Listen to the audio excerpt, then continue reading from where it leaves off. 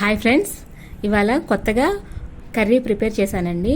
అందులో ఎండు చేప, కోడిగుడ్డు, వంకాయ, ములక్కాయ, టమాటా ఇవన్నీ కలిపి కూర ప్రిపేర్ చేశాను ఫ్రెండ్స్. చాలా బాగా కుదిరింది. మీరు కూడా ఒకసారి ట్రై చేయండి. Like and subscribe my channel.